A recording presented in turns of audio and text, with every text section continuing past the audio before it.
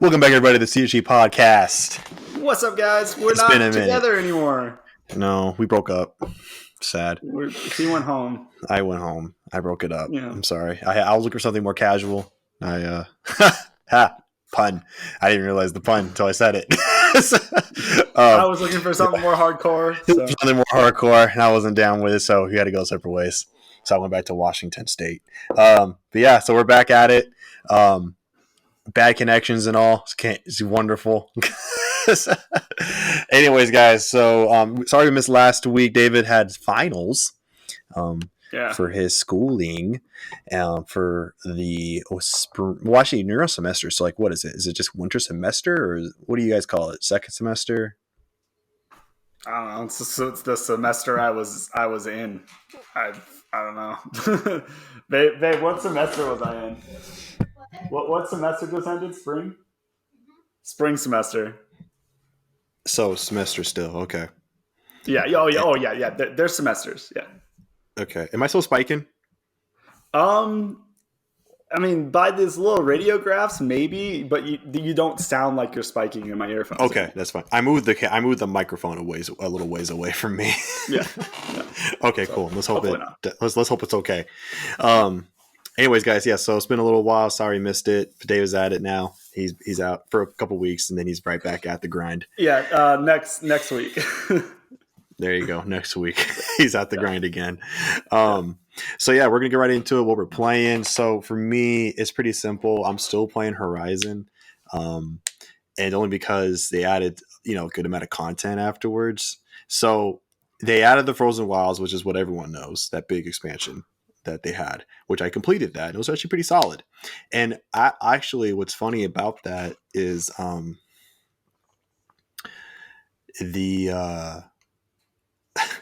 so I had my biggest criticism with Horizon Zero Dawn was that I just felt I didn't like the interactions Aloy had with a lot of characters, where they like set up and they have like the back and forth with the cameras.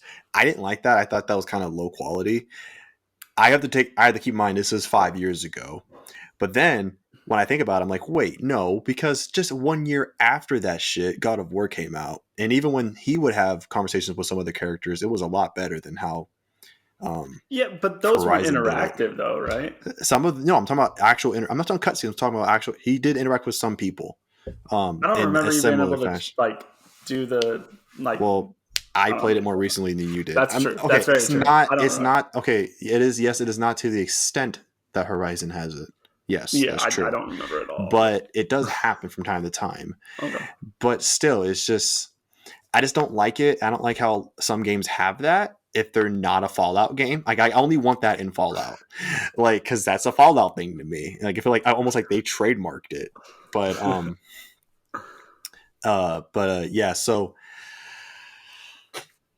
but in the Frozen Wilds DLC, everything came out a lot better. I felt like graphically things were like looked better than the stuff in the main game. Like character models were better. Aloy was more fleshed out as a character in a lot of ways. I thought Aloy was a little too brooding for my taste. I get it. She's actually 19. I was wondering how old she was. She's actually 19 in this game, so I get it. And she's been like exiled from birth, and so she's like that's like the perfect recipe for teenage brooding. I get it, but it's just a little like it's hard to really like her, right? And like so I was kind of like wondering what the fuck. Like I think the 80% of the praise that like people got from Aloy, because people love Aloy when it came out. I think it's just because she's just like a independent, strong ass, badass woman, in my opinion. Which is that's not bad. It's it's whatever. But that's superficial to me in a sense. That's still kind of superficial. I mean, it's the good kind of superficial, but it's still superficial nonetheless, because there's nothing, because after that, once you peel that off, there wasn't a whole lot to like about her. Like when she would talk to people, yeah, she was caring to most people. I get it. But like, I don't know. Everything just felt kind of empty to me. She just felt like an empty character. I just didn't really think that she was really someone I could really pull behind with, and when she would talk to people, it was very, I don't know. She always just talked in a very like bleh, bleh, almost Batman-esque type of style of talking, and it was just like, I'm Eloy. yeah, I'm Aloy. I've been I had a exiled bad from birth. childhood. Yeah, my childhood sucks. I fucking hunt dinosaurs. I rode my dinosaurs, and the tribe system sucks, and I hate it, and we need to eviscerate it. Bleh. It's just like that can only go so far. And I thought as the game would grow, she would kind of flesh out too, but she always stays kind of brooding, even towards the end of the game. And so, but in the expansion, she's actually able to have some fun with some people. She's actually like kind of breaking out of her shell almost. And it was like, whoa, holy shit. Like this is weird almost. Cause I just didn't, I appreciate it. I hope that in Forbidden West, when I play that 5 years from now, that hopefully they do more with that, because this is a nice start to her, to more development for her, and also and some of the interactions that they did have were a little more smoother and a little more different, and I liked it. So I'm hoping that they did more of that. So if you guys have played, for those of you who played Resident Blast, just confirm or deny if that's the case. But so that's the main game I've been playing. But the thing that's been fucking me taking forever is that they had a new game plus trophies, which are fine, but one of them makes you have to play on ultra hard, which is the new difficulty added, which is funny because they added, so with that, whenever that update came, they had added ultra hard and then story. There were two different difficulties they had added, and story is even easier than easy mode. Yeah. And you know which one I fucking played. So I'm going from story mode all the way to ultra hard. Now, granted, I do have almost everything from New Game Plus. I do have almost everything carried over, but holy shit, like okay. I will say, it's like it's really hard, but not in an oppressive way, which is strange. And most other harder difficulties that I played, I will say it is kind of satisfying, like because I took on a Thunder Draw, which that battle took fucking forever, but like it was kind of satisfying. And I will say it does make you have to use your other weapons that you have. Like you have like this tripwire thing that you have to shoot two sides of a wire, and when they go over it they get hit, and a couple of them even have like elemental effects to go with it. On story, I rarely ever used it because I didn't need to. My arrow was my bow and arrow was totally enough to get the job done. But now I realize, that especially if I want to do elemental damage, those tripwires actually do much more damage than my bows can. So I have to use those. And also it's just really nice to get some extra hits on those bigger enemies, because they always run at you. So it's like, shoot, you're just setting them. You're just basically giving away opportunities to get extra damage, because they will go through it. The AI is not smart enough to like see it and then be like, oh fuck, get out of the way. They just go right through that shit and just get blown over. Yeah, it's same thing with human enemies too. They didn't get the AI good enough for people to be like, oh shit, I need to get out of here. They just go right through it. And so yeah, so that's all happening. Yeah, but I'm still dying a good amount of times because it can get pretty rough, especially with this Frozen Wilds deal. I went to it pretty early into the game, and yeah, it's a bit rough. But I'll get through it. It's just going to take a lot longer because there's some encounters that and every enemy, it just takes a lot longer, because like I was reading like what are all the differences, because it doesn't tell you. Like, so, okay, what are all the changes in Ultra Hard? You do 70% of your base damage right off the bat, no matter on everything. Well, I was like, that's fucking great. I think enemies do double damage, if I'm not mistaken, or 3 times. It's either double or triple damage, and enemies don't have health bars anymore. So you'd have no, which that one's kind of dumb. Like that one's hella dumb. Like it's bad enough that I do less and they do more, but then it's like I have no idea how much progress I'm making on any given enemy. Like I get it in the sense of like immersion sense, but like they never pitched the game as a survival game like Last of Us. Like in Last of Us where you don't have the HUDs and shit, like that makes sense because this is a survival game. And they pitch it as such, but Horizon was never really pitched like that, at least not how I remember it. And so it's like, that's the one thing that I thought was just kind of like you didn't have to do that. Um, also, I think there's a couple other changes too, but those are the main ones. But apparently, I get some costumes after I'm done. Not that I'm gonna need them at that point, but because Yeah, I'm fucking done with the you're not game. gonna touch it again. Yeah, I mean, like I'm not one of those people that like because you know the people like who love a game and they like beat it. It just no, an unsensible amount of time. Like I saw a post on Yeah. Reddit. Some dude on Reddit posted that he beat which Borderlands was it? It was Borderlands 2 on with like every character, or was it Borderlands 3? Something like one of the Borderlands games with every single character on something with something else too attached to that. And I'm like, what? So I've never been that guy, and so I mean, it'd be cool to get them, and I am interested in what they're going to be, but eh. But yeah, that's what's taking me so long. So I'm gonna be playing that for the next couple of weeks because it is a slow trudging thing. But on live streams, I beat Cuphead. Oh, hey. I beat it. And I'm probably gonna. Apparently, there's an expert mode that you unlock when you beat the game. So I'm gonna live stream that and give that a shot and see if that kills me. I tried one of the bosses, just to see because the dude I'm doing a collab with, Gemini. Shout out to you if you're watching. He told me about it because he had already beaten it. And he went to expert mode. He beat that, and he was telling me like how it. From what he described to me, it says it's a lot faster. And so I went to one of the bosses, and yeah, things happen a lot faster than they did normally. And I don't know if that's like the only change because like health wise or whatever stuff like that, like everything would seem the same. Like they took the same about the same amount of damage. I did the same amount of damage. They didn't really, and obviously you still have the 3 hits, so you're still only going to lose 1 per hit, I think. But yeah, so we'll see. But I'm kind of scared. That's about it for me, man. What are you doing? So I'm playing MLB, but not how I normally play it.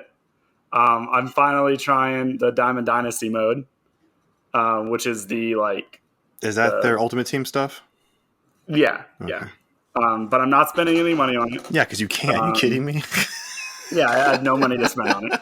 But I've accumulated a decent amount of their points just from playing the franchise mode, which I normally play.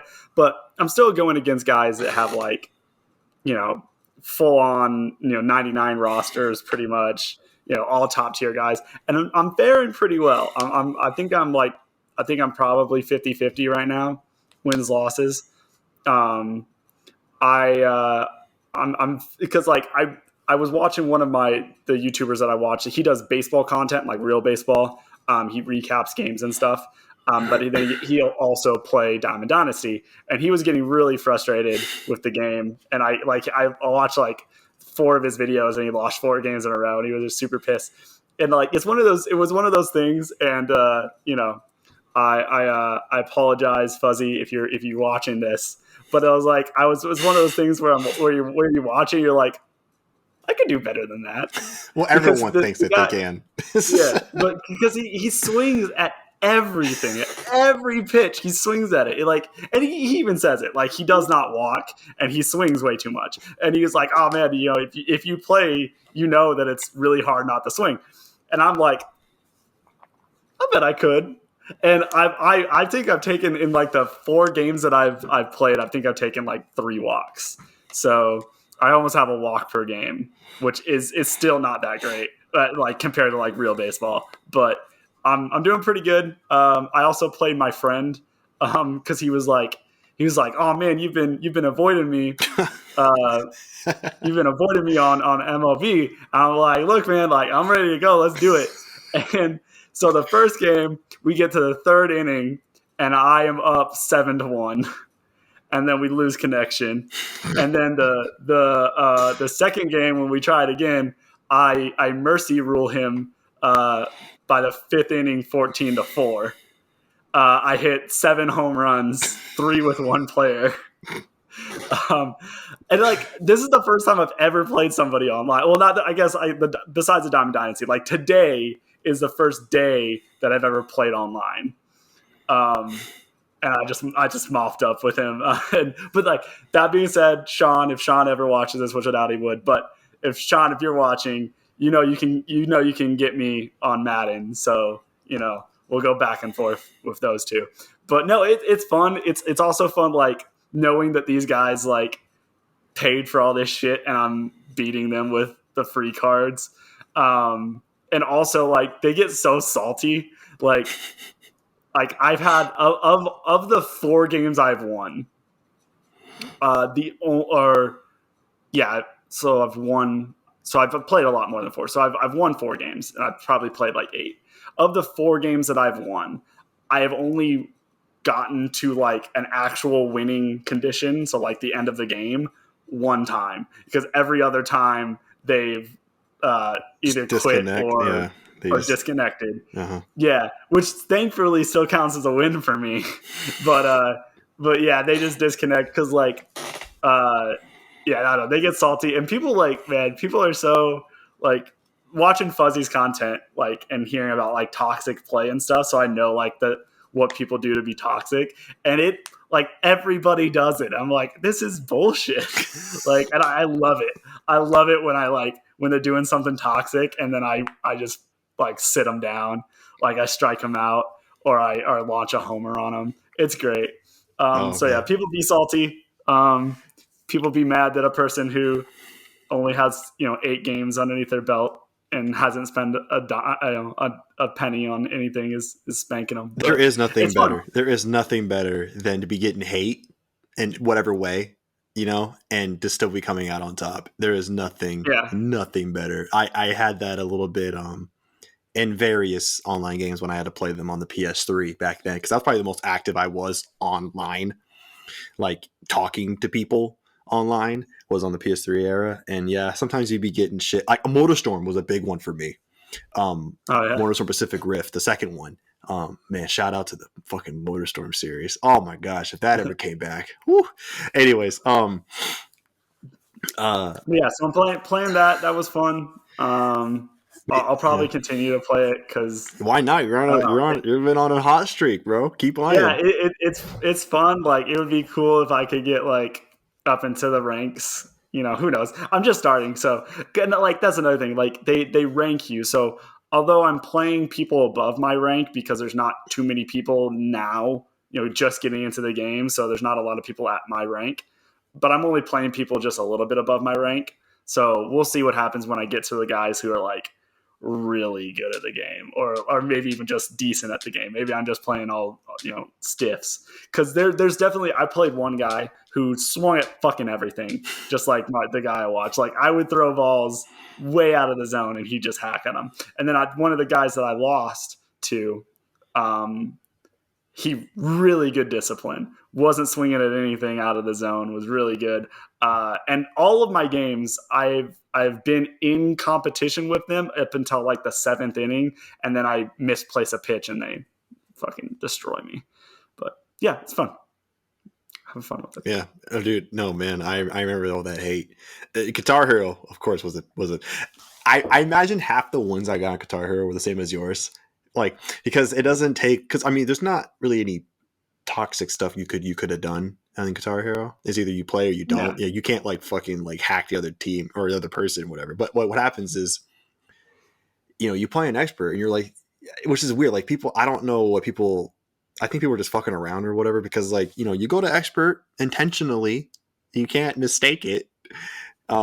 Expert, pro face off. These are deliberate choices you're making, and then you match up and you choose your songs, and people are choosing whatever songs. And it's not like I'm playing like I'm picking like Through the Fire Flames, Devil Went Down to Georgia. Like it's not like I'm always choosing like the last tier of songs, which are the fucking hard. I'm playing some songs that I just know I can do really well on, which can be anywhere.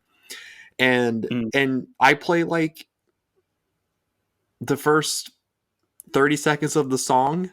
And if you get like most, if not all the notes up until that point, they just fucking give the whole game up, the whole thing up. They just give up. Don't even try. They don't even try. Like you don't know me. I mean, I know that I'm fucking the shit out of that game, but like you don't know that. So give it a shot. Like there were many games that I came up and like I'm coming up short, and I'm just like, no, man, let's see what happens. Let's see if I can come back from this. And sometimes I did, sometimes I didn't, but very rarely. I did though. There were sometimes I'm just like, oh fuck me, nope, like this, this is not going to work in my favor. So I get out, but sometimes I see it through. But in Motorstorm though, I actually got shit. I actually got shit talked on Motorstorm. People would send me messages. Because eventually, I mean, you have to get good. Because like just like in your MLB, you get ranked. You have to go up the ranks to get like the best, to get all the trophies. I'm trying to get the trophies. Like if I wish they could have known that like I'm only getting this good because I need to get these fucking trophies. And as soon as I get them, I'm never playing online again. but yeah, like I'm playing and like you eventually learn all the shortcuts and you learn what tracks or what vehicles are best for what tracks. You know which route to go with that track on each level. Like you learn all that stuff as you play, and just with practice comes perfection. And I was getting just really, really good, and there were some levels, man, I was doing all right, and then I would just get fucking messages after the race, and just talking mad shit, or they would or sometimes, if they would try to talk shit in the voice chat, but look, jokes on them. I can just mute everybody. So, yeah, it was what I know what you're talking about. Anyways, guys, so today's podcast is going to be focused on the Strong Museums Gaming Hall of Fame. So for those of you who don't know, last week, we got this year's inductees into the Hall of Fame. And they've been doing this since 2015. So it's still kind of new, relatively a newer thing. And the museum's actually in New York. And if I ever was in New York, that'd be like the only thing I would want to do. But anyway, so this year there was 4 games inducted, I believe. And if I remember correctly, it is Sid Meier Civilization. So shout out to all the old school PC guys. DDR. I got them all right here. Well, hold on. Well, there's 4, right? It's only 4. Don't say them. Don't say them. Don't say them. I want to see if I can remember them. Don't say them. Right. Just count. 1, 2, 3, 4. Yeah, 4. Okay. So Sid Meier, DDR, Miss Pac-Man, the OG right there. My mom's gonna be so happy to hear that because she wasted many an allowance at Miss Pac-Man at the arcades. And I was thinking of the last one. Oh yes, and of course, Ocarina of Time. Legend of Zelda Ocarina of Time. They were all inducted to the Hall of Fame. And that's actually the second Zelda game to be in the Hall of Fame. I think the original one. Yeah, the original one's in there as well. And so that's kind of what we're going to be talking about. So our little kind of intro question to this is going to be kind of the reverse. And it'll be, what game do we think, if we could choose one game, maybe 2, but mainly one game that we think shouldn't be in there for whatever reason, what would it be? And I'm going to go with Davu. What game do you think should not be in there? So first of all, I did not know that there was more than to load up. I was like, it's weird that there's only like 9 in here. So I'm frantically scrolling through. I was hoping you would have scrolled down far enough to see the load more. No, apparently not. Why did I assume anything? Well, I should have told you. Okay. Yeah. I found them all. Okay, from all of them, I would say Microsoft Solitaire. Ooh, that's a hot take. I love me some Solitaire. I mean, it's a good game, but it's a game. It's a card game. It's a digitalized card game. Okay, and there's nothing changed in the format or anything to make it any different than the game. Like, I get that it was like one of the first like games to be put on a computer. Yeah. And and is on X amount of computers and whatever. And it's technically a video game because it is in video format. But to me, it's not a video game. It's a digitalized card game. Kind of like Minesweeper, It's like, because Minesweeper's not in there. So it's like, why not? Why isn't Minesweeper included? I would take Minesweeper over Solitaire because it's like a game. Like, and it's the same reason why I wouldn't put the space pinball in here. I was about to say the ZX3 pinball. Yeah, because it's not a video, like it's a digitized something else. Okay. So in my opinion, yeah, solitaire, I would remove solitaire. I get what you're saying. Yeah, it could be argued, like, is this a video game? You know, it's like, in what definition could this be considered a video game? Because everything else, I think, is just about considered a video game. Even like, Miss Pac-Man on the arcades are considered video games, kind of. Yeah. I think more people would label those as video games before ZX3 Pinball and Solitaire on your MS DOS or your Apple II from like 1986 or whatever the fuck. So no, I get that. It makes some sense. That makes some good sense. What about you? For me, it's a toss up between DDR and Madden. And both of them, it's not because I don't necessarily like either one of them. It's just when you look at them and compare to all the other games in there and what it did for the medium, I guess the only reason why they're in there because of what the impact they've had on pop culture, especially on DDR, especially DDR. So here I'll throw some counters out for you. One, DDR basically brought in rhythm-based gaming. So your Guitar Hero is because of the success of DDR. Without the success of DDR, we don't get other rhythm-based games, especially not rhythm-based games in the home market. And with Madden, although it wasn't the first successful sports game, I would say it was the one that set the formula for other sports games. Things like, a season mode, like a full, like more realistic gameplay, even though it isn't realistic, wasn't back then, but it was more realistic than, Tecmo Bowl or Ken Griffey Jr.'s All-Star Baseball, stuff like that. So that is why I believe they are. Do you see this guy attacking me right away? I didn't say shit about his, and I could have said shit about his because I love Solitaire. You guys don't understand how much I love. No, I love Solitaire. Okay, so I didn't say shit about his. As soon as I say mine, because I knew Matt was gonna strike a chord with David. I knew football, any sport game. That's why they're in there. Well, Solitaire's in there for a reason too. So, you see how much he attacked me? Didn't even get a chance to explain myself. He cut me off. And so now I have to give counters to his counters. I have to counter your counter. And I would say that DDR definitely did expedite getting rhythm games into a more wider market. But for me to think that nobody would have, up until 2022, would have thought, like, how could a guitar rhythm or a guitar based game work on a console? I think it would have happened. Maybe not in 2005, but I think it would have happened. I mean, with all the crazy shit we've seen over the years, to think that wouldn't have happened is kind of like, I think that's a bit of a stretch. So, yeah. But I can't deny that the impact DDR in a vacuum had on pop culture or just general pop culture in general across the world. You can't mistake that. I mean, DDR was huge. But for me to look at it as a game, like compared to everything else in the medium of gaming, it's just like I just don't. I think there could be other games that did it better. Fair. I mean, I think culturally impact wise, I think like peak interest, I think Guitar Hero out peaked DDR. At least in the US, yeah, for sure. Because of its home element. Yeah. But that being said, those DDR machines in those arcades, like, you could never get on. Like, you had to wait. Oh yeah, no, I wouldn't know. I wouldn't know because I never got into DDR. But I mean, especially in like Asian markets and India and Southeast Asia, it's stupid.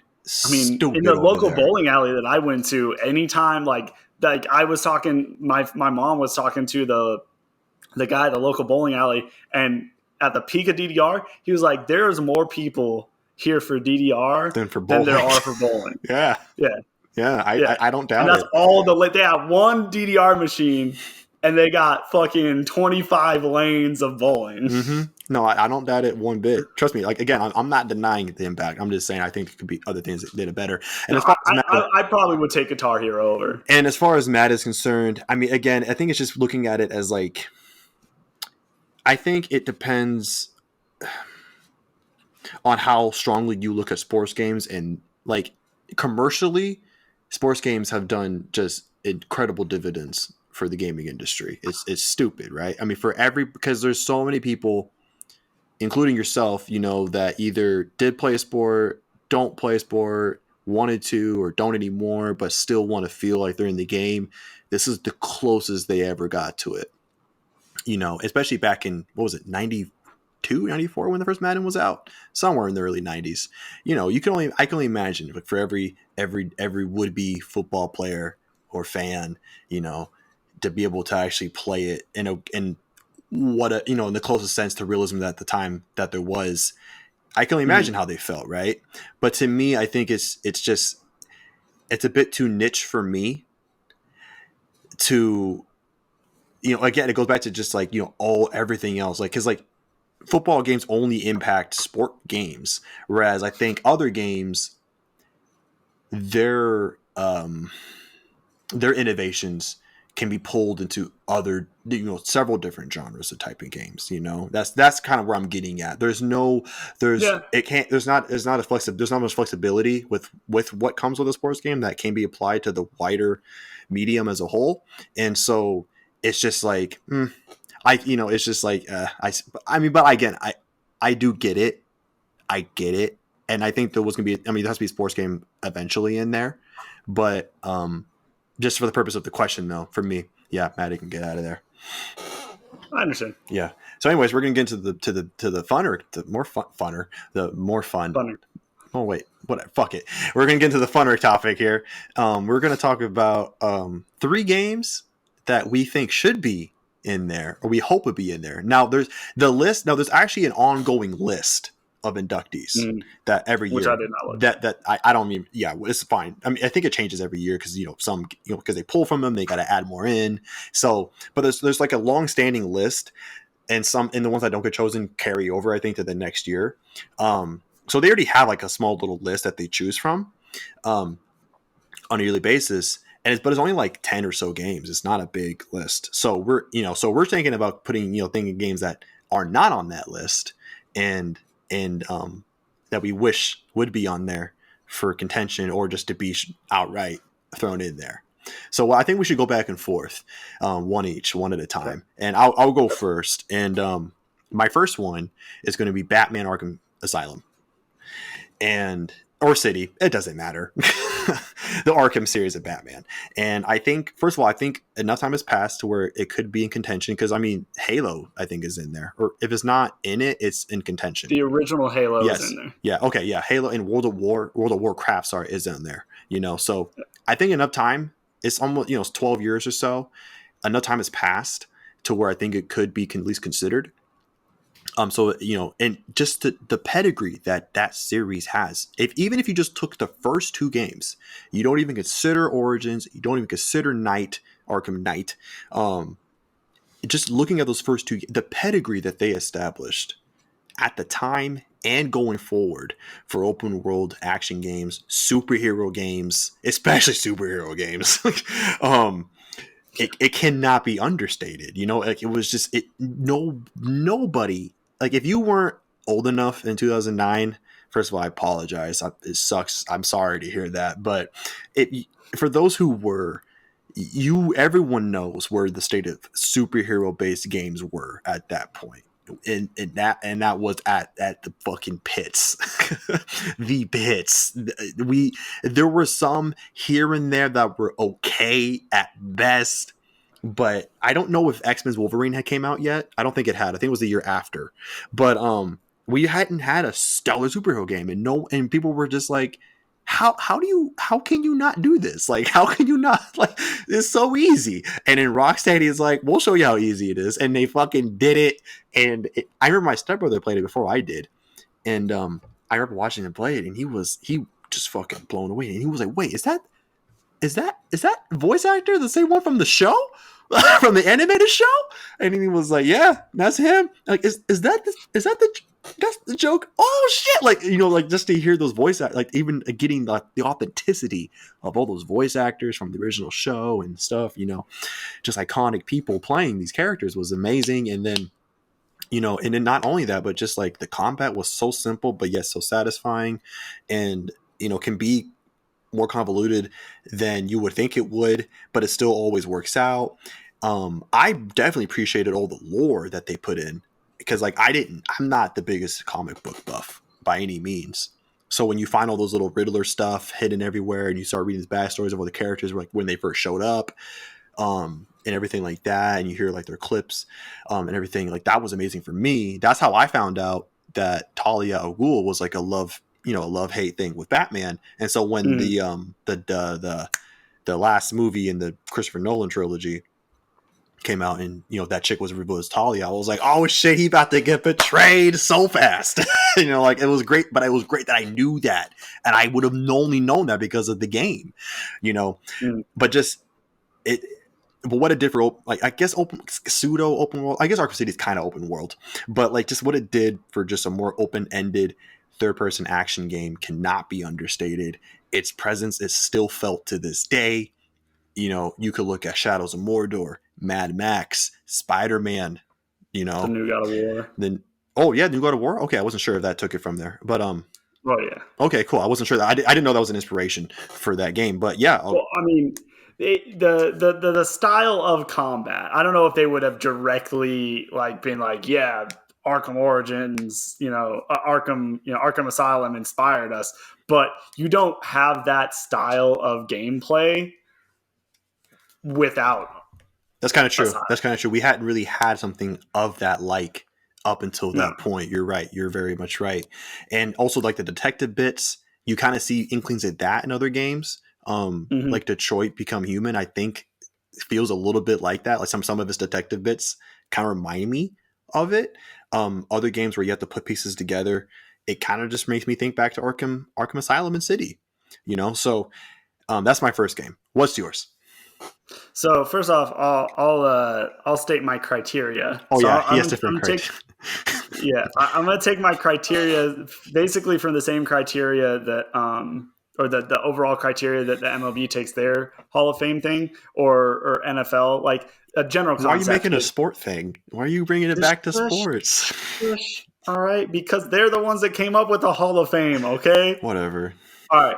So the kind of like general concept is that if you can't tell the story of, in this case, gaming without this game, then it belongs in the Hall of Fame. So if you take this out, if this game is not in the Hall of Fame, you can't talk about this game when you talk about the history of gaming. If there's something big missing there, then it has to be in the Hall of Fame. So my first one, is going to be kind of a more like duh one. I feel like and I feel like it's probably on the nominee list, and it's going to get in, no question about it. But is WWE? Sorry, not WWE. Oh yeah, you had me going for a second. I was about to get excited. No, my bad. 007. There we go. GoldenEye. 007 GoldenEye. Yes. Yeah. A game that I played very little of. Like literally, I probably played it like 4 times at my friend's house. They picked the short dude, and they destroyed me, and I hated the game. I never played it. I thought the controls were trash, and I had never played a shooter before. And I was like, this is stupid. I'm not about this game. But you can't tell the story of gaming without 007 GoldenEye. It is, what Doom first did for first-person shooters, GoldenEye then took it to the next level, and is why we have all of the shooter genre. Because even after Doom made a shooter a thing, it was still fairly niche. Like you had that, you had some copycats. You have Doom, you had Wolfenstein, which was basically just Doom. Is Doom with a knot on Mars, a different skin. And you had other games that were kind of copycats, or like the Doom creators then went on and made other games and stuff like that. And then you had 007, and 007 is then when it exploded. You had like Perfect Dark and Turok, and you know, kept on going. And when you had, you get the first Medal of Honor and all sorts of stuff. So, in my opinion, that's gonna be on there. It's probably on the nominee list right now. If we were to check it, it's gonna get in just because you can't tell the story of gaming without GoldenEye. Especially multiplayer gaming. Oh Especially yeah, multiplayer. I totally forgot about Yeah, multiplayer. Yes, that's what we're talking. Yeah, that's where it's at. There were multiplayer games before this, but like competitive couch co-op, competitor, stuff. Yeah, it blew up with GoldenEye. I mean, the campaign was good enough for people to get that. That was enough. But then you throw in that multiplayer suite. I mean, it just. Yeah, I mean, again, I never played it. You only played a tiny of it, didn't even like it, but we both understand like the pedigree that game has, and it is no joke. That's a good choice. I don't know how that hasn't been inducted yet. I mean, it will. I'm sure it will. I think they could have. I think probably because there's another shooter already in there, because Doom's already in there. Like they got to get to other games first. Bro, they just inducted a second Legend of Zelda game. Like I know, and that's what I was about to say. I think with the induction of the second Legend of Zelda game, which did kind of the same thing. Like the first Legend of Zelda game was the first game of that genre of like a sprawling like adventure. Go to different places, collect things, upgrade yourself to get to different places, and then Ocarina of Time took that formula and just made it 3D. Yeah, and made it bigger, just and better, even insane. And I think that it's probably the next one in. I would be very surprised if it's not in next year. Funny about Zelda, I had a friend, old friend from this, like a grade school friend back in the day, who had an N64 and he had Zelda, and I never played Zelda, and I watched him play and I was like, this game looks dumb. Like dumb as hell. Like I was just so not down with it at all. Like I didn't like a Zelda game until the latest ones. But for me, like it was just like I just saw it. Like a 6-year-old me was just like, this isn't Crash or Spyro, so I don't like it. So I never played it. And in every other Zelda game, I just didn't have the console. And again, it wasn't really my style of game per se. But yeah, it's just so funny. But I don't have any ill feelings towards any other Zelda game. But when I first saw Ocarina, I thought this game was so dumb. Like this looks so weird, and like why is he wearing a dress? Like 6-year-old me had no idea what was going on. Anyway, that's a good one. So my second one is going to be flipping its head on this whole thing. All right, but there's a reason for it. Yeah. All right. Yeah. So this is more like an anti-game pick, and it's a toss-up because I think both of them answer get my point across, but obviously they went about it two different ways. And it's either E.T., Atari E.T., 1985 E.T., or Custer's Revenge. And the reasoning for that is because like you just said about, if you take this out, you can't have the full story of gaming. Yeah. Both of those go over very, very dark times of the industry in its infancy, but both of them are almost necessary to complete the story of where we've gone with gaming. For those who don't know, I know most of you do, but for those who don't, E.T. is the game that's widely cited as the game that just almost crashed the entire gaming industry in 1985 or 6. And the reason why Super Mario Brothers, or Mario, I think it was just Mario Bros at the time. The reason why Mario Bros is so revered because it, along with Nintendo, basically revitalized the entire industry the year or two after the fact. The story behind E.T. is that the movie, of course, was coming out, and they wanted to do a tie-in game. Sorry? 82. Oh, wow, it's even earlier. Okay, I'm sorry. My days are wrong. The movie was coming out. They wanted a game to go with it. And so I forget who contacted who, but like this developer was attached to it, and they were like, okay, let's do that. But this is the 80s when gaming was still very much a rare infancy, and it was the Wild West of... I mean, if you think it's the Wild West now, it was stupid. It was outlaws everywhere in the gaming industry back then. And so they had one guy make this game, and he had 5 months to make it. And now I know with the Atari 2600 or whatever, and I know you might look at it and be like, how the fuck, like I could do this in like Microsoft Paint like, but it's just you don't like, you have to look back at that time. And like that was sophisticated back at that time. And so he had 5 months by himself. He got the game out, but it was a piece of trash. I've seen footage of it. I'm sure you have too. And And it's not only was it absolutely a piece of terrible. trash, but they overproduced it. Yes, I was Like, gonna get to that too. So they thought because based on the movie, the title alone, which I think actually I think the game came out actually I think a little bit after the movie was out because the movie was a fucking everyone knows E.T. is one of the greatest grossing films of all time, and so they were like this will sell on name alone regardless of the quality of the game, and it did. It sold like 2 million copies, which for 1982 is pretty freaking crazy. However, everyone realized that the game was a piece of crap, and so they all demanded returns and refunds, which they got. But not only did they get all that, that inventory back, they did overproduce because they thought it was going to sell a lot more than it ended up selling, and they didn't. After the word got out that this game sucks, all that extra production never got sold, and they had to just ditch it all into the Mojave Desert or wherever, somewhere in Nevada, which people are still finding copies of to this day. And it's just that was basically the beginning of the collapse of the market, and it was a bad time, it was a dark time, and but I think it's so important to know the history. That's a vital piece of industry in gaming industry. On the other side, Custer's Revenge was one of the most misogynistic, racist, terrible games ever made. I don't remember the year. Before ESRB kind of before our ratings board, before all the ratings boards that we have all across the world. In the US we have ESRB. In the UK I think it's called PEGI. I don't know what Australia has, but everywhere PEGI has their 18. own. Yeah, PEGI 15 or 18, whatever. Yeah, before we had any of that, there was nothing, and so you didn't have to put a rating on any game. And Custer's Revenge came out, and for those of you that know, it's another I think Atari game. I think I'm pretty sure it looks like an Atari game, and all you do, from what I've seen, because there's no way I have a fucking Atari to play this piece of shit. But from all I understand, you play as, I believe, is General Custard, a real general. Was he a Confederate soldier? No, it was before that. He was just a Guy. Like, yeah, he was just in the army. He dealt with no particular army. people. No particular army. U.S.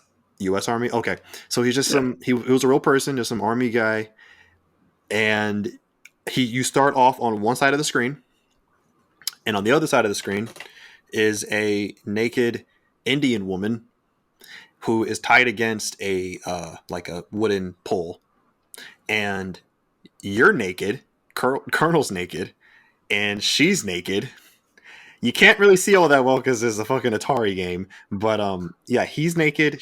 They're both naked, and the point of it is that there's arrows coming down at you, like continuously, and you need to dodge them as you make your way to the Indian woman, or I should say Native American woman. And when you get to her, you basically, it shows like an animation happens when your character collides with hers, and her like legs are kind of like, I guess you would say, in the air, but they kind of go perpendicular to her. But it just elicits the basically they have sex. However, she's still tied up, and so it's actually presumed that you're actually raping her continuously. Now, however, the game doesn't like end when it happens. I think arrows still come down, so you have to just you go back and forth, dodging them and then going to her, dodging her, going to her. So it's just continuous back and forth raping on a Native American woman, and that was the game. That was the game, and it is cited as just one of the absolutely worst games of all time. I mean, I don't think that's a good title. It's just a terrible product. It's just one of the worst created things ever that were created, and it sucks that it had to be a game. But again, it's a low point of our industry, but it's very important because of when you want, and especially when you talk about the historical significance and the history of misogyny towards women in gaming. You kind of need to include that because then you could look at the progress that has been made since. So that's mine. It's a wild card. It's a kind of the reverse, but it's equally important as all the good shit that we've had over the years. Yeah, I think if we had a Hall of Shame, it might be a better place. Oh, for that it, would but definitely be that I get first ballot Hall of Shame right there. So for mine, another one that I think eventually will be, that's my wife running away, eventually will be in there, is Elder Scrolls Skyrim 5, Elder Scrolls 5 Skyrim, the number one selling video game of all time. Really? I'm pretty sure. Yeah, I'm pretty sure. I thought GTA 5 was the highest. No, maybe it did surpass. No, actually, technically it's Tetris. Technically it's Tetris. Number one. Tetris is the number one selling game. Selling game of all time. I'm pretty sure Minecraft passed that. Yeah, it's mine. Yeah, okay. Never mind. I'm a liar, but no, it goes Minecraft, Grand Theft Auto 5, Tetris, Wii Sports. Mm-hmm. Okay, yeah, those will make sense to me. But anyway, whatever. But like, it's the meme that's it's been re-released so many times. It was that kind of like a generation defining game. It is of the 360 PlayStation 3 era. It kind of, obviously there was open world games before, but it defined what open world game was. It was the open world game and has spawned what open worlds are now and into the future. It's going to continue. It's probably going to get re-released eventually on the PlayStation 5. No, it already did. And it already did? Yeah, they already did it. Yeah, I think they call it the Legendary Edition, I think. See, yeah, it already got re-released. So it's gonna get re-released until the end of time. As when it's gonna be, when we get virtual reality, like true virtual reality, it's gonna be like, now the virtual reality Skyrim, and we're just gonna be virtual reality in Skyrim, So it's one of those games again that you can't tell the mid 2000s gaming genre, or the aughts, I guess. Without mentioning Skyrim. It's 2010s, by the way. 2010s. Yes. The aughts, 2010s. Oh, is that what they call it? The aughts? I'm pretty sure, or maybe the aughts are the 2000s. Anyway. But yes, the 2010s. Without it. I mean, you can get away with, even games I love, you can get away without talking about Fallout or New Vegas, in my opinion. Like, those are still really huge games that I would love to see in the Hall of Fame, but I think that out of all of the games of the 2010s, Skyrim is the most important. I think above Grand Theft Auto 5, because that came in the 10s as well. Like, I think it's more important than Grand Theft Auto 5. It's close. It is. But yeah, so that's my second game, Skyrim. I just think there's just too much impact on the industry. It's going to be selling forever. It has a huge fan base that just cares about it. Where I don't think Grand Theft Auto, I don't think has that fan base that cares about Grand Theft Auto 5. Like, they love online and they love spending money and stuff like that, but I don't think the fan base cares like the fan base of Skyrim cares. So yeah, that's my second pick. Yeah, I was going to bring that up too. Yeah, I think that's the only thing I could think of why Skyrim would eke out above GTA, because especially if you look at, wouldn't it be more cynical looking at in a sense of a content creation standpoint, right? People who are making content on Skyrim, it's like you feel appreciation for the game. You feel love for the game, whether they're streaming it, recording something, doing lore-based stuff, and even though there is lore-based stuff on GTA, because I've seen it, majority of your content creating on GTA is just, they just know it's the big thing. It's very, and people it's very just vain. dicking around. Yeah. The one cool thing that I do see, the extension of the universe, is there's mods that people who just like live out lives as a cop and like just traffic stop people like for like speeding and minor violations and like they just role play as cops and like that's cool. But like I just still think that Skyrim is like, man, like when the dragon drops in on you for Yeah. the first time Yeah. in Skyrim, or the first time you kill that dragon, or when you shout things off the tops. Like there's just so much iconicness in Skyrim that I think it has to be in there. Yeah, there's more, because I feel like the game is just more about wanting to pull you in. I think the game itself wants you more than I think GTA wants your money. Skyrim wants your love You want your life. and your life. Well, they both want your life, but Yeah. but I'm trying to be not as narcissistic here, or whatever. But yeah. So, but yeah, no, that's a good one. I don't know if it's on the list. If it's not, it definitely fucking should be. It will. Granted, it Eventually. has only been 11 years. I don't know if that's enough time, but I think they Yeah. might be waiting for amount of time to pass. And then once it does, like that, the second that like their whatever threshold for time comes in, they're throwing that shit in there immediately, and it'll probably be inducted the first year it gets nominated. Unless it's a first ballot. Unless it's going against Minecraft, or wait, Minecraft is actually in there. So I mean, Yeah, I Minecraft is already in there. I don't, which is crazy. A game that was like, that's a new game. Like as far as everything else that's in the Hall of Fame, it's like 2009, Minecraft I think. Yeah, Minecraft is a new game. It's the compared newest. to everything else that's in It's there. definitely I think the newest title. But I absolutely understand why Minecraft is in there. Even though I don't really Ridiculous. like Minecraft. I don't like Minecraft. Like one of the most mundane things I've tried doing for me was watching a Minecraft live stream. The most mundane thing of my life. That's when I realized, like, unless you are like top tier charisma, I can't watch you play Minecraft. I just can't. It doesn't do it for me. Yeah. Anyway, so my third one. What's your third game? What's your final one? It's not Crash, so just throwing that out there. Everyone knows it's not Ratchet and Clank. It's not Crash. It's no mascot platformer. Even though I cannot wait to when they get in there. One of them gets in there. I'll be happy with any one of them. Spyro, Crash, Jack and Daxter, Sly, any of them. Anyways, now it's gonna be a little bit hypocritical, as I was just dissing on Madden, but SSX Tricky. no, but that's a good one. I was gonna say Tony Hawk Pro Skater. Okay, yeah. I understand that one. I understand. Pro Skater.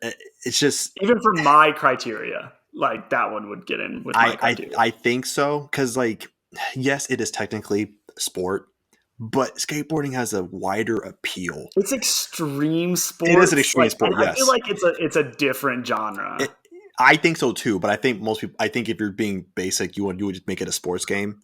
But because I would always call it an extreme sport, because that's what people used to call them. So that's what I called it. It makes sense. I would not like the just the way that even the way the game plays, like it doesn't play like a sports game plays. It's not a simulation. It's not simulated by any means. No. Well, not even only that, because like Skate, I would put Skate and Tony Hawk in the same genre. They are. Yeah. What and Skate is not is more simulation. Yeah, than Tony Hawk is. But it in my opinion, it's way different than sport. But I can understand why a layman would think it's the same ish. But I don't think like the gaming people would. Yeah, I mean, I know your average person, anyone who knows both those games, or even one of them, knows that this is not a sports game. But whatever.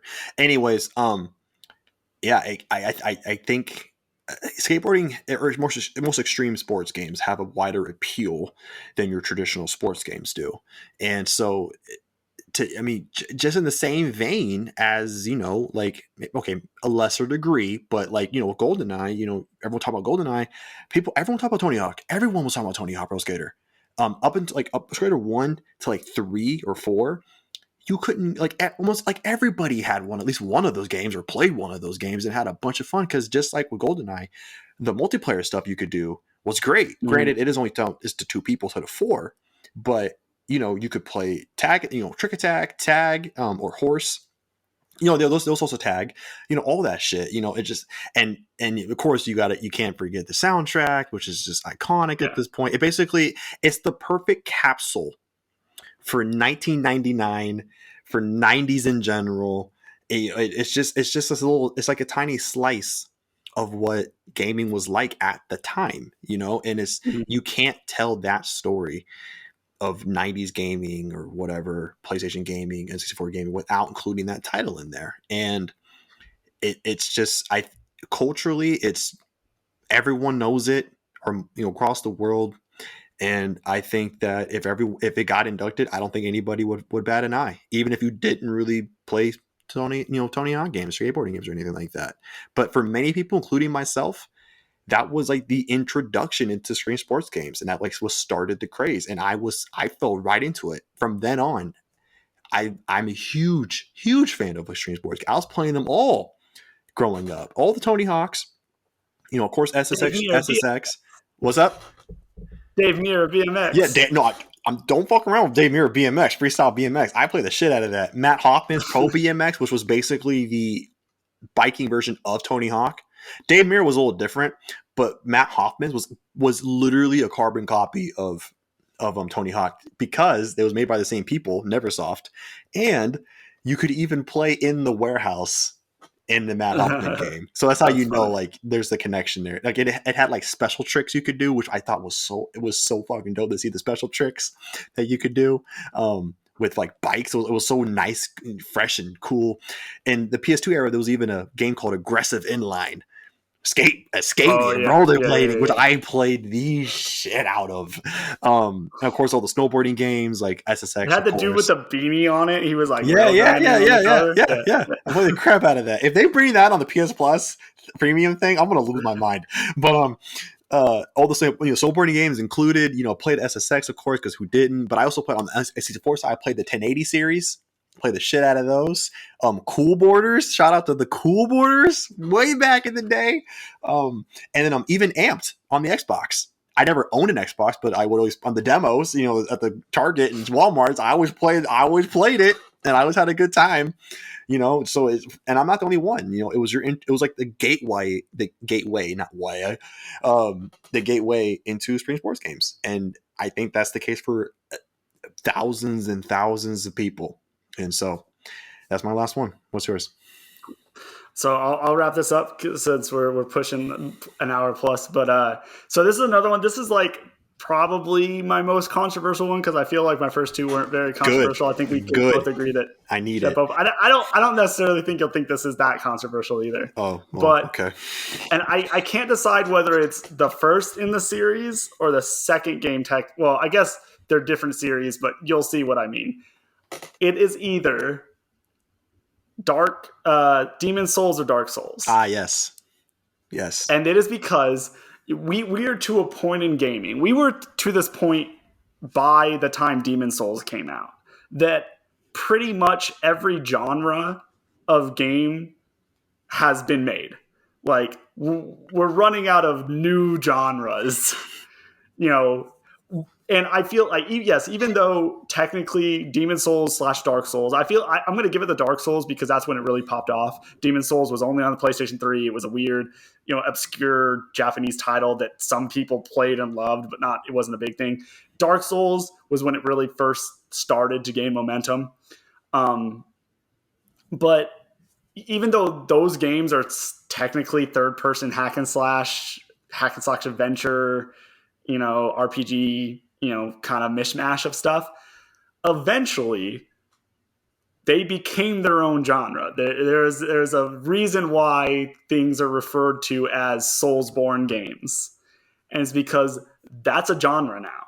They forced themselves so much on a genre that the genre just fucking gave up. It was like, fuck it, you can have your own genre. We don't want to deal with you shits anymore. Like, that is how much influence they had on that genre. That genre was just like, you're so much more than a third person hack and slash RPG adventure game that you have to have your own genre.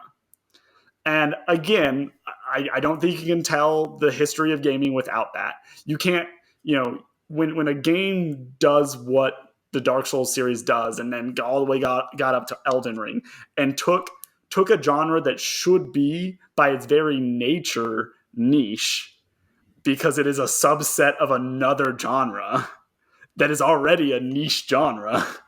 So it is a niche of a niche genre, and it eventually became, built upon itself to become one of the biggest mainstream games ever.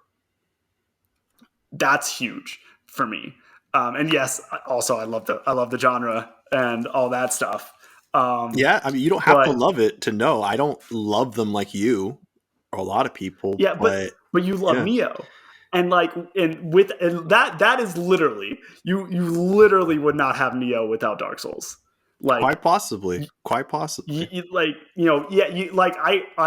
I agree. You could argue that eventually someone would have come up with the idea of Guitar Hero without DDR, but Neo definitely wouldn't have happened without Dark Souls or Demon Souls. Maybe not the way we have it now, because you got to keep in mind, particularly with Neo, Dark Souls wasn't the only inspiration, because the same guys that made that also did DMC, and there's a lot of DMC Yeah, in that game as well. So that's true. There's a lot of DMC, that is a caveat, I would say.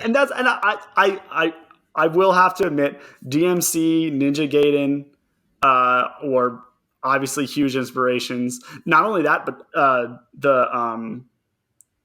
the Elder Scrolls series was a huge inspiration for FromSoft's original game.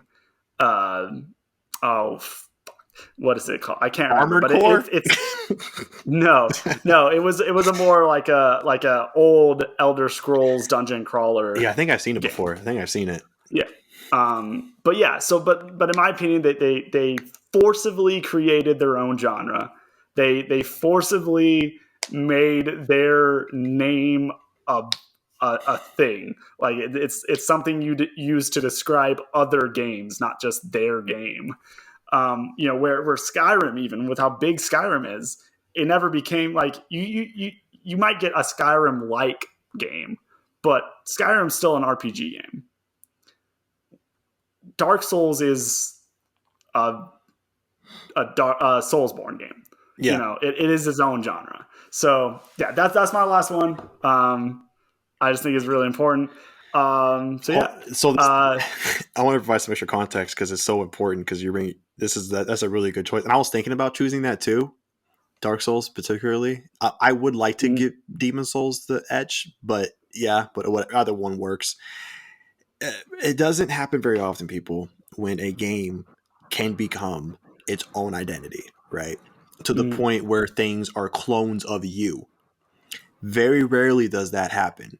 The big one, as everyone knows, is Metroidvania. Yeah, Metroid and Castlevania. Because back then, I'm really surprised Metroid isn't on the list. That totally blew me. I thought it was, huh? Anyways, it will eventually. But back then, both of them, everything, yes, was a side scroller, 2D side scroller. But it wasn't until those two games started coming out where people were like, that became the bearer, the flag bearer to compare every other 2D side scroller to. To this day, people still reference Metroidvania as what kind of game this is, if it's of the 2D, style, or side scrolling 2D style. And then that was like the first one, and that one still endures today. And then I would argue, Doom was probably next, because then you had all the Doom clones. People would say, like, is it a Doom clone? Is it basically Doom? That's not as much prevalent today. It is not on there. But I would argue Doom is probably the next one to be its own thing. Like, not just a shooter. It is like, is this a Doom game? Like Doom clones, stuff like that. Like, that was the thing. Like, that was the big thing to make. Doom clones. Not first person shooter clones. Doom clones. So I would argue that was the next one. But honestly, there wasn't one after that. Maybe GTA. But yeah, honestly, no. Like, but you didn't call it. Yeah, GTA. The only one that ever was Saints Row. That was it. But but to the point that Doom and Metroidvania had it, you didn't have anything like that until Dark Souls and later Bloodborne started becoming more and more and more into the gaming lexicon and just our the subconscious of gaming to the point where we now say Soulsborne for everything. I would have given a smaller mention to Hollow Knight because I think that's also being compared to a lot of other games nowadays, especially because like it's like the next best thing since we had Metrovania. Even though that one is kind of Metrovania, it apparently has been able to distinguish itself so much to where now people actually kind of referred to like if it's not 2D, if it's more like 3D style, but still a side scroller, I think people are starting to compare like are trying to use Hollow Knight as like the flag bearer. That's just a wonderful little mention. But yeah, this doesn't happen often, people, where a game, a series of games, or a game, whatever, a title can become its own thing just by sheer will. Like it's just sheer will. It's like we're gonna be what we are, and we're not gonna take like that's the thing. They didn't bend to any other like genre, stereotype or market what the market wants or anything like that. They were like, no, we're fucking this game. Like, yeah, and I don't even know how much those old ones even sold initially. Like, I don't think Demon's Souls sold a whole bunch on upon release, and I don't think Dark Souls sold crazy at first. I'm sure now it's but at the time, not much. It wasn't until Dark Souls 2 when I started seeing it more and more. And obviously Dark Souls 3, it was now pop culture. And then Bloodborne comes out, and that one was just like, oh my god, and then Bloodborne was first, and then Dark Souls 3. And then now it's like, now Elden Ring, and now it's the Beatles of gaming right now. Like it's stupid. It is now the best selling game of the year. I just read a report. It's the best selling game of the year. Beat out Call of Duty, and almost nothing beats out Call of Duty besides Battlefield or GTA or FIFA, So it'll be in there. It'll be in there. Maybe 5 years from now, 10, it'll be in there because I think they might just be waiting for more time to pass. Because it came out in 2010, I believe, Dark Souls 1. Yeah. 2010 or 11. So I think they might be just waiting for a little more time, which I think is the case for most of your games. It's just I don't think enough time has passed. I think Tony Hawk should definitely be in. There's 99. I mean, enough time has fucking passed. Tony Hawk GoldenEye is going to be our best bets for what we were talking about. Or the soonest best, I should say. Soonest, because especially GoldenEye. I don't know how the hell that's not at least an inductee. How can you not? Are you kidding me? Anyways, guys, so those are ours. Let us know what you guys wish would be in there. It can be any game. It doesn't have to be old. It can be old. It doesn't have to be old. It can be Horizon Forbidden West. Who cares? Whatever. Give us your top 3. I'm gonna say this to force RJ to do it, but we'll link down below the article that we were looking at for the games that are in, so you can kind of reference that when you give us your 3. I hope I do, because I hope I don't forget. But yeah, if I remember, I'll do it. But yeah. Well, thanks for joining us, guys. We will see you next time. Goodbye.